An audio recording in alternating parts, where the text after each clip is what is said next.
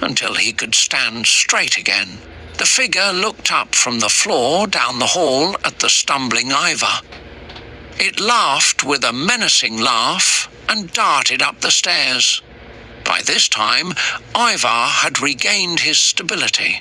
The moment his foot touched the runes scratched on the floor, a gust of wind hit him. This wind forced him to the wall and held him there. As he was pinned, burning pain surged through his body. The burning then followed down his veins and centered into his chest.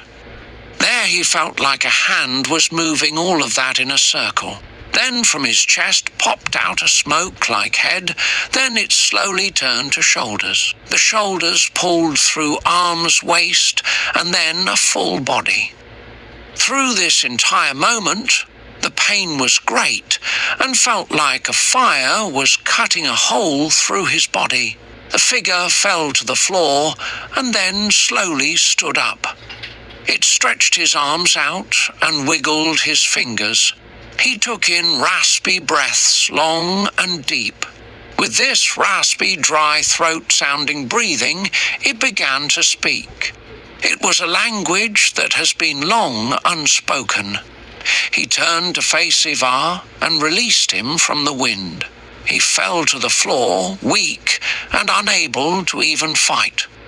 Ivar struggled to push up from the floor. With a wave of the figure's black-smoked, bony hand lifted Ivar from the floor. His dark eyes looked at Ivar and began to speak. Ivar tried to swing his sword, but it was patted down with no effort. "What are you?" Ivar struggled to speak as black smoke filtered around him. The figure looks at Ivar as to be processing the words he spoke, then replied, "I am the guardian of the Sylvanus clan.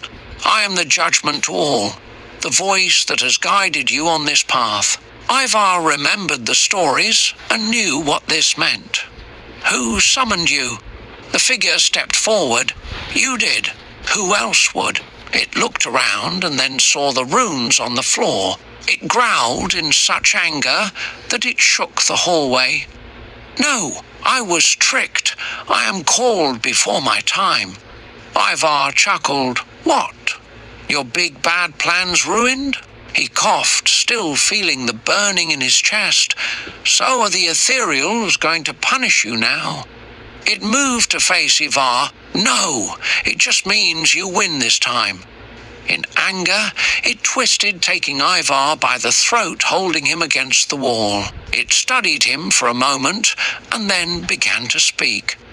"You guarded your mind. You cannot resist me forever." The grip tightened around Ivar's throat. Ivar gasped for air. "I will fight you with every breath I take. I will not give in to you ever again." Ivar tried to move but could not. "I will not let you defile me." The guardian looked at Ivar for a moment. "You are already defiled. You have drenched your hands in blood till your soul is black with hate."